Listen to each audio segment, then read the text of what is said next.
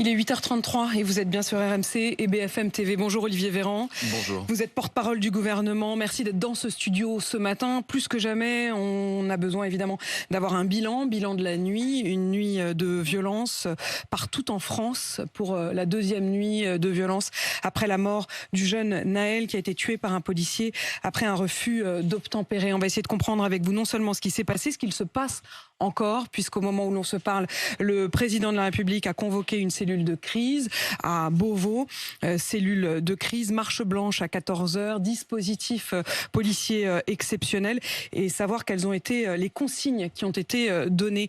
D'abord, Olivier Véran, quel bilan de la nuit pour les forces de l'ordre ? Ça a été une nuit violente dans beaucoup de villes de notre pays, avec des symboles de la République qui ont été attaqués, parfois d'ailleurs de manière organisée, presque coordonnée. Ce matin, il y a des enfants qui ne pourront pas aller à l'école parce qu'il y a une école qui a brûlé. Il y a des familles qui ne pourront pas se rendre dans leur mairie pour chercher de l'aide ou faire des papiers parce qu'il y a une antenne de mairie, une mairie qui a brûlé. Il y a des enfants qui n'iront pas en centre de loisirs. Il faut vraiment se rendre compte de cela. Ce qui a été attaqué, ce sont des lieux publics. Les images que vous voyez d'ailleurs sur BFM TV, ce sont les images du commissariat de Trappes qui a été donc pris pour cible. Un commissariat qui a été attaqué. Plusieurs commissariats ont été pris pour cible. Et les premiers pénalisés de cela, ce sont les Français, puisque ce sont des services publics.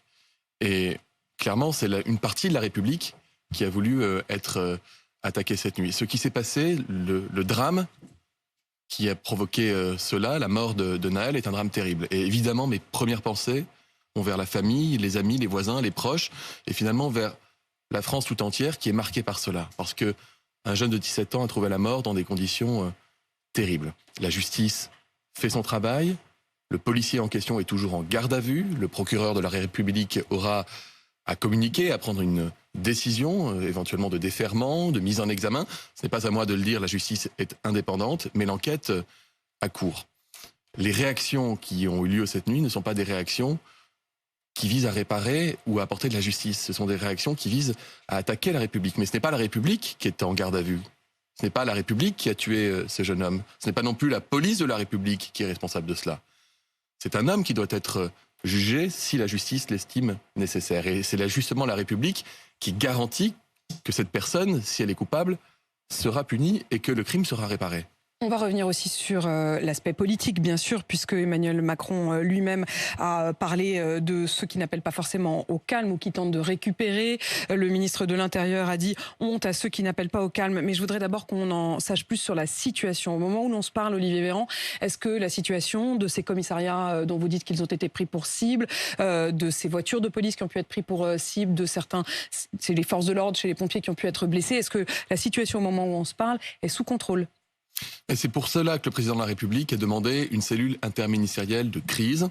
En présence, vous l'avez vu sur les images, il y a eu un tour-image de la Première ministre et des principaux ministres concernés, ainsi que les préfets, pour pouvoir faire un point détaillé de la situation, faire un bilan de cette nuit qui s'est achevée, parler aussi, avoir une pensée pour les forces de l'ordre et les pompiers qui ont été blessés en maintenant la sécurité partout sur le territoire, et puis être toujours dans l'anticipation, c'est-à-dire dans les moyens qu'il est nécessaire de déployer, un, pour sécuriser la marche blanche cet après-midi, et deux, pour pouvoir sécuriser ce qui doit l'être dans l'ensemble des villes de notre pays pour les nuits à venir. Aviez-vous suffisamment anticipé ? On sait qu'il y a eu 2000 policiers qui ont été mobilisés en Ile-de-France. Était-ce suffisant ? Ce sont des effectifs tout à fait extraordinaires qui ont été mobilisés la nuit dernière.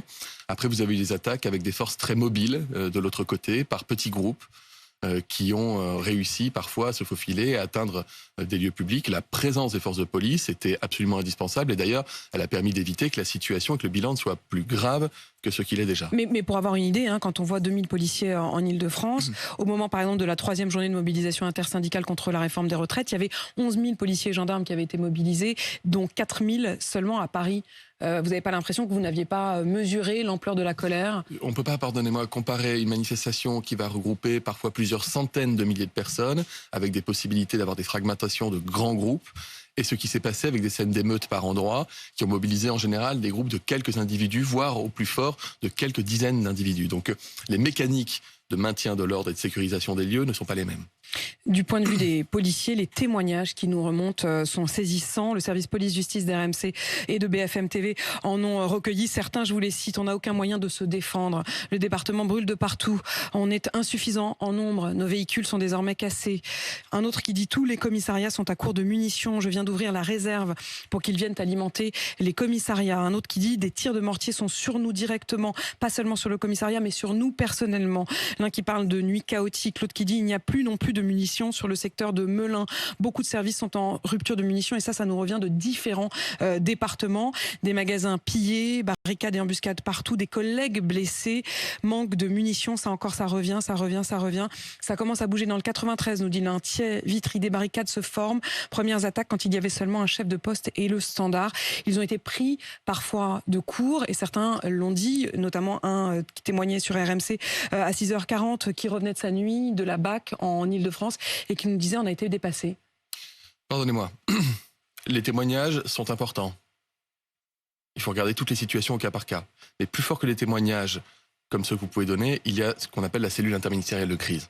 Parce que là, vous avez... Qui, encore une fois, je le disais, se tient en ce moment même. Tous les responsables d'opérations par territoire qui ont vécu toute la nuit avec une vision globale des choses et qui sont capables de faire un retour détaillé. Mais vous les entendez, ces témoignages, notamment sur la question des munitions. J'entends évidemment les témoignages que vous portez ce matin. Je vous dis juste qu'on a besoin, notamment sur les questions matérielles, sur les questions humaines, sur la question des destructions, sur la question des modalités d'opération d'un certain nombre de jeunes cette nuit.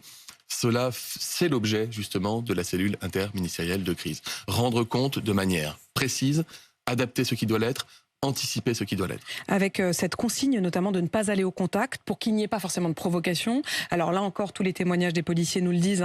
Il y avait une des consignes qui était notamment de ne pas patrouiller comme ils le font habituellement pour ne pas que leur présence attise encore la colère.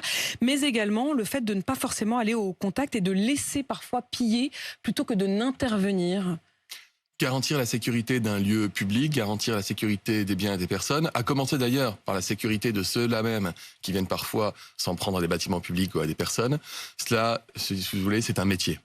C'est quelque chose que ni vous ni moi ne savons faire. Ça nécessite une formation, ça nécessite de l'expérience, de l'expertise. Et donc, on peut faire confiance aux forces de police pour être capable d'adapter les modalités de réaction et de sécurisation des lieux et des personnes en fonction des situations auxquelles ils font face. Évidemment qu'il y a cette volonté d'être dans l'apaisement et en même temps du respect ferme des lois républicaines. Et la nouveauté, peut-être cette nuit en particulier, c'est bien sûr qu'il y a la région Île-de-France, tout cela part de Nanterre, on le disait, mais ça s'est étendu à l'ensemble du territoire. Les policiers étaient particulièrement mobilisés sur la région Île-de-France, mais c'est venu un peu de partout. Je cite Amiens, Toulouse, Lille, Clermont-Ferrand, Dijon, Villeurbanne, de nombreuses villes du Nord, mais aussi des villes comme Marc-en-Barreuil. On a aussi à Mons-en-Barreuil le maire qui s'est exprimé au micro de BFM TV, qui dit à notre correspondant sur place que cette nuit, il a fait face à la sauvagerie, c'est son mot, sauvagerie d'une 50aine d'individus, qu'il n'y avait que 3 agents dans la mairie pour se protéger avant le renfort des forces de l'ordre. Il explique qu'il était déjà maire en 2005 au moment des émeutes urbaines, mais qu'il n'avait, je cite, jamais vu un tel niveau de violence. Est-ce que vous redoutez, on entend souvent cette référence à 2005, est-ce que vous redoutez que les émeutes ne soient du même ordre ? Je le redis à Pauline de Malherbe parce que c'est important. Il s'est passé un drame terrible. Un jeune a perdu la vie. Un homme est en garde à vue. Et c'est cet homme qui devra rendre compte devant la justice de l'acte qu'il a commis si la justice détermine qu'il en est responsable. Nous avons tous vu les images vidéo qui ont sans doute d'ailleurs trop tourné, pardonnez-moi de le dire, sur l'ensemble des chaînes et des réseaux sociaux parce que ce sont des images qui sont insoutenables. Mais chacun... Quelles images vous voulez dire ? Celles où on voit le policier qui tire ? Bien sûr. Il n'aurait pas fallu les montrer ? Je ne sais pas s'il ne fallait pas les montrer, mais en tout cas, elles ont énormément tourné. À titre humain, je trouve que ce sont des images qui sont très difficiles à soutenir. C'est pas ça le sujet. Mais s'il n'y avait pas eu les images, non, mais je m'arrête un instant puisque vous mentionnez ces images. Certains se disent, au fond, on entend régulièrement parler, heureusement pas trop régulièrement, mais enfin il y a plus d'une dizaine de personnes qui ont perdu la vie dans des moments de refus d'obtempérer. Il est rarissime qu'on ait en effet la vidéo de cet instant-là. On a bien souvent uniquement le témoignage des policiers. S'il n'y avait pas eu d'ailleurs cette vidéo, on en serait sans doute resté au témoignage du policier qui lui dit être intervenu en état de légitime défense, et sa première version était de dire que la voiture lui fonçait dessus, ce que les images contredisent. Est-ce qu'au fond, vous ne devriez pas dire l'inverse ? Heureusement qu'il y a eu ces vidéos, non ? Non, pardonnez-moi. Je vous dis que les images qu'on voit, elles sont insoutenables, parce qu'on voit quelqu'un qui se fait abattre. Et dans les conditions que chacun a pu voir. Et revoir, et revoir, et revoir, et revoir. C'est pas le poids de l'image, c'est pas le rôle de l'image, c'est pas l'apport de cette vidéo que je mettais en question. C'était la multidiffusion sur tout canal de quelque chose qui relève. Et c'est aussi un peu le côté médecin qui vous le dit. Il y a aussi le côté intime. C'est important que ces images soient exploitées par la justice. Voilà, nous ne sommes pas la justice. Et donc, c'est pour ça que je ne commente pas cela ce matin. Je reviens quand même sur votre question. D'abord pour souligner que l'appel au calme lancé par les maires, notamment le maire de Nanterre hier, est absolument remarquable. Il est nécessaire et montre que la République est unie, qu'elle est solide, qu'elle est forte. D'accord ? Il vise aussi cet appel des maires à dire ne confondez pas tout. Il y a eu un drame, encore une fois, individuel, une situation qui est isolée, individuelle, qui doit donner lieu à l'intervention de la justice. Mais ce n'est pas la République qui est jugée. Et ce ne sont pas les écoles qui sont jugées, ce ne sont pas les centres aérés qui sont jugés, ce ne sont pas les véhicules de la police municipale d'une commune qui maintiennent l'ordre et qui assurent la sécurité et les biens pour tout le monde au quotidien qui sont visés. Donc il ne faut pas, parce que je réponds à votre question, est-ce qu'on doit partir sur des émeutes de 2005, etc. Entre guillemets, est-ce qu'il y aurait une forme de légitimité à ce que les banlieues réagissent nuit après nuit et s'en prennent à la République? La réponse, elle est non, évidemment non. Alors il y a justement sur Apolline cette de Malherbe, la question des banlieues, la question des inégalités dans notre pays, la question de la jeunesse qui souffre de ces inégalités dans notre pays, elle est au cœur des politiques que nous menons. Je ne vais pas faire de la politique ici ce matin, c'est clairement pas le moment et c'est pas le lieu. Mais voyez quand même qu'au moment où cela a commencé, le président de la République était où? À Marseille.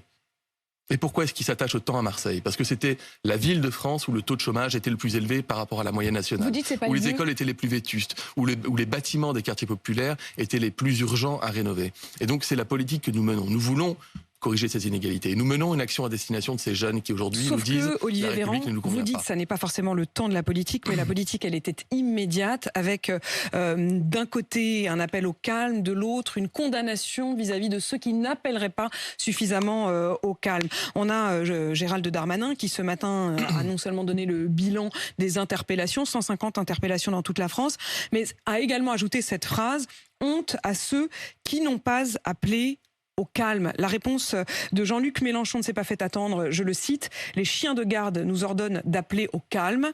Nous appelons à la justice. Vous savez, dans un moment comme celui-ci, il y a les gens qui agissent et il y a les gens qui commentent. Agir, c'est garantir les lois de la République. Agir, c'est garantir que lorsqu'un délit a été commis, il puisse être puni. Agir, c'est faire en sorte que les victimes se sentent soutenues, accompagnées et que justice leur soit apportée. Le commentaire, c'est souvent d'ailleurs l'apanage des mêmes, dans toute situation, et c'est souvent d'ailleurs de l'extrême des spectres politiques. Ça ne fait pas avancer, ça ne fait pas progresser. Il y aura un temps politique, sans doute, Apolline de Malherbe, où des commentaires politiques pourront être faits. Aujourd'hui, on est dans le temps de l'émotion, on est dans le temps de la justice. Donc je ne m'inscrirai pas dans un débat à distance avec M. Mélenchon ou je ne sais quel autre responsable politique. Enfin, en l'occurrence, l'autre responsable politique, c'est votre collègue. Hein, non, pardonnez-moi. Je fais bien le distinguo entre ceux qui agissent et ceux qui commentent. Gérald Darmanin, il a passé la nuit debout, en lien avec les préfets et les services de police, pour regarder ce qui se faisait et être capable d'intervenir. Gérald Darmanin, il est ce matin en cellule interministérielle de crise aux côtés du président de la République. Il a le constat de la situation, il est en lien à la fois avec la police, à la fois avec les élus locaux, il fait son travail. Quand il dit honte à ceux qui n'appellent pas au calme, est-ce qu'il ne pense qu'aux politiques ou est-ce qu'il pense aussi à la famille? Vous savez, commenter l'émotion d'une famille ou d'une mère qui vient d'apprendre que son fils est mort, je ne m'inscrirai jamais là-dedans. Et personne ne devrait le faire.